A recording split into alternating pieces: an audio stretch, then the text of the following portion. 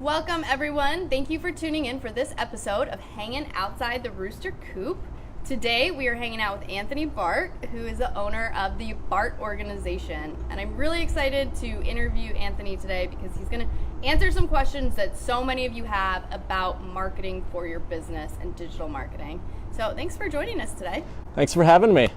Happy to be here. So why don't you share a little bit about what you do at the Bart Organization? I know you focus on SEO, which is a term that most people don't really know usually what it means. So give me a little insight into that. The Bart Organization, we basically help a company accomplish their goals. So everybody has different goals. If you're looking to drive leads, we help you drive leads. But most of the small businesses that I'm working with don't have a website, so that's usually the first starting point that we start with. And mainly small businesses don't have large budgets, so SEO is kind of a method that I use to help small businesses. But in the past, working for corporations, I worked for Bank United and University of Miami. I had large advertising budgets, so SEO was kind of just a piece of what I did, and advertising was the main focus. But for smaller businesses, SEO is really a great tool that you guys can use to improve your businesses. So why don't you share what is SEO? Because I know everybody's watching and they're like, I've heard SEO, everybody's told me I need to do it, but what the heck is it? Can you share a little bit to give people some insight into what it actually is? SEO stands for search engine optimization. It's, that's just a fancy way of saying I'm trying to rank my business in Google. I want people to find my business, not only typing my business name, but the things that I do. So all the things that your business might do. Say if you're a dentist, maybe cleaning teeth, or I have a cavity. Maybe that's a key term that somebody's searching for. You want to rank for those key terms. You want to be found, and SEO can help you accomplish that. Awesome, which is really important because we know that everybody is searching on the internet today, right? How do you find any business that you go to in this day and age? You type it into Google. Yep. We all go to Google. So what Anthony does is really important because he makes sure that your business is accessible and that people can actually find you. That's right. So what made you want to do this? What made you decide to create a business helping people with SEO? Business, I was working for corporations, and it's great. I was working in the corporate world for over 6 years, and I just decided I really like working for myself. So that was really the first step of leaving University of Miami, was kind of doing it on my own. But one of the first things I noticed was a lot of my customers are smaller, so they don't have those huge budgets. So it's kind of a different animal than working for corporate. But I love working with small and mid-sized businesses because they're so passionate about what they do. So their passion kind of bleeds off on me, and I kind of grab on that passion and try to help them. Yeah, when you can relate to them, right? Because you have the same business, right? You work for themselves. Most of the people that you work with are their own business owner, right? They own their business. They're making the decisions for it, so you can really relate to them, I think, and help them. Yep. Great. So tell me a little bit about, what types of businesses you work with and that you can support. I have a dentist, a psychologist, I have public speakers, I have a girl that does makeup for weddings, I have, what else? I guess that's a lot of public speakers. That seems to be my niche. But really, any lead generation business is my potential customer. I don't do a lot of e-commerce. That's never been really my specialty. But if you try to generate leads or you try to get somebody to come into your location, that's kind of my bread and butter. Awesome. Okay, so people are looking to find you, come into your location or public speaking. Yes. Okay, great.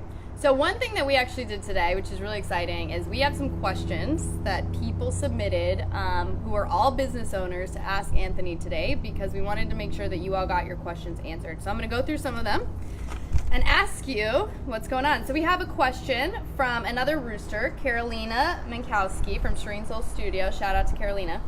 So Carolina says, I recently opened my salt room. What are some ways that I can promote it? Well, I've been fortunate enough to talk to Carolina about what the heck Salt Room is, so now I kind of understand that.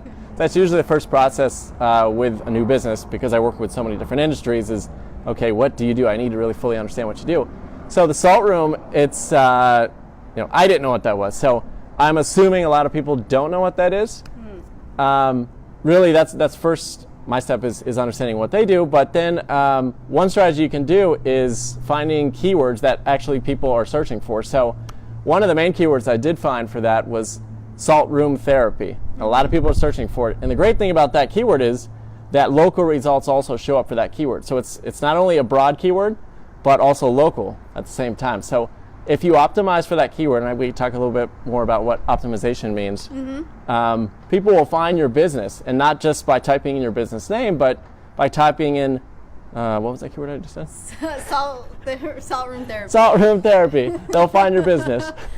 Yeah, so one of the things, that Anthony can explain to you is what the optimization process is, and Yes. how he actually works on that with you to make sure that, for example, the keywords like salt room therapy that you want to be associated with, your business shows up. All right, so second question from Paula Anger at Verano Events, who's also a rooster. She said, I've been using some Instagram ads, but they don't really seem to work for me. Is there anything that you would recommend for marketing a business through this platform? And who asked that question? Paula. Paula. Okay, Paula. So Instagram and Facebook and Twitter and LinkedIn, these are good channels to be on. And for some products, it really, really works well. And I've had great experience with some products when I was at the University of Miami and also banking. But the thing about it is those platforms are not intent-based. So people are not necessarily looking for your product with that. So if you're just doing straight advertising on Facebook or Instagram or any of these social platforms, you may not get the results you're looking for. But there are some different marketing campaigns you can do. You can do remarketing, or what's also called retargeting, where people that go to certain pages on your site, you can basically put a cookie or a pixel, just depends which platform you're on, but you put that on and you can start targeting people that hit that page and didn't accomplish the goal. So your goal would be people to fill out a lead for your business. So if someone did not do that, you can target those people again. So that's why if you've ever searched for bicycle from Amazon, all of a sudden bikes are popping up everywhere. Yep. Google, Twitter, Facebook, everything. So same concept with this. It's a good way to spend your money if you don't have a huge budget. Yeah, so when you get freaked out because you think that the internet's following you because you just looked up a bike and then bike ads show up everywhere, which I find, then you know what's going on. It's called remarketing or retargeting. Yep. And Anthony is responsible for that. People like me, yes. Because he's doing his job. He's very good at that. All right, so I have another question from Norman Perkle at Norman Perkle Photography, another rooster. As a photographer who recently moved, which platform should I be spending money on? So you recently moved, so you're new to an area, but my understanding, I know Norman, and he has a local business. So anytime you move an address, you want to become established in that city. So if you're in a new city, if I was in that position, which I am in that position because I am a local business, I would start with local SEO. And so what that means is that people that are in your area, like if I'm in West Palm, so people are searching for SEO. I want people searching for West Palm Beach SEO to find me. So that's actually one of my keywords. So if you search that, I'm probably in the top 5. Or I am in the top 5. Nice. So that's really, it starts with your website strategy, but it ties for SEO and website are hand in hand. And a lot of other channels can tie hand in hand with an SEO strategy. So they all work together. Everything works together. There's no really standalone strategy. Right. It's not like you just need to pick one Right. platform. Right. They all work together. And if you choose the ones that work best and you do them together, then you tend to have a better outcome. If you set an SEO foundation for your business, everything you add on top will help your SEO. So advertising is going to help your SEO because more people are coming to those pages, and so your SEO is going to be boosted even more. And it's an indicator that, hey, lots of people are visiting this page. That means it must be prevalent. That means Google is probably going to raise it up. Very cool. All right, so now we have a question from Umbaji at Moments Massage Therapy. So why is SEO important for a small business? Most people think corporations do SEO. As a small business, you wouldn't. So explain why as a small business you need SEO. Well, conceptually, it's the same thing, really, for a small business or a large business. You're both targeting keywords. You're both trying to get people to go to your site. And you don't need a bunch of fancy tools. It takes a lot of time and knowledge and effort, really, for SEO. But you don't need some crazy fancy marketing tool to do SEO. So conceptually, it'll help your business a ton, whether you're large or small. Yeah, it was really interesting when Anthony and I sat down and talked about SEO for Rooster. He explained some really simple tactics, that would help our business. And I think often people think it is this really complicated thing, but really if you work with somebody who knows what they're doing, and implement some simple tactics, you can really support your business. And it's just running in the right direction. I've had a couple clients who, an example of something you can do in SEO is blogging. I've had several that one in particular wrote 70-something blogs, and he wasn't getting any benefit from it, but he was just kind of running without a direction. That's where a strategy would come in. Right, and I think that's a big myth that everybody thinks, is that if they blog, that they're going to get this SEO, right? It's the same thing, and if you just post on social media all the time, I mean, if you don't have a strategy behind it, it's probably not going to be beneficial. Right, you got to talk to the experts. All right, so we have a couple questions from Levander, the SoFlo guy. So tell us the difference between SEO and Google AdWords. Are they the same thing? They're both accomplishing the same thing. That's a good question, by the way. Question, Levander. You're both trying to get to the top of Google. That's both concepts. With AdWords, you're paying basically, and once you stop paying, you're going to be done. You're out. You always need to keep paying to continue to rise up or be at the top. It's also very competitive. You're going to be paying. Some industries like lawyers, they're going to pay $50, $60, $100 a click even. SEO, it's a natural. It may take a little longer, but it's a natural way, and it's ongoing. So you don't have to keep paying. But you have to keep putting effort in, and you'll get more and more and more keywords. But it's one of those things that long term for business, it's extremely valuable. Yeah, SEO is more cumulative, right? It like builds on itself. So if you just keep doing the same things over month in, month out, it's just like putting money in a bank. It's interest, basically. There you go. I like that description. All right, another good question from Levander. So he's asking about ClickFunnels versus a website in SEO. And I think that's a great question because I know that that's a really, people are hearing that a lot, right? The concept of ClickFunnels or any type of lead generation product. So share a little bit about that. So with ClickFunnels, one of the things I don't like about some of the small business, a lot of the tools, they take people away from your website. And really everything should be pointed at your website, your social media. Everything should be pointing at your website to benefit it because it's content you own. You can control that content. With a ClickFunnel, you're taking people to kind of a separate landing page that's not even yours. So you're losing out on SEO benefits because it's not your site, it's not your domain. Fundamentally, they make it easier so you can accomplish things like sending emails to people maybe that already filled out a lead form, but they didn't accomplish the next step. So they make it a little easier in that way.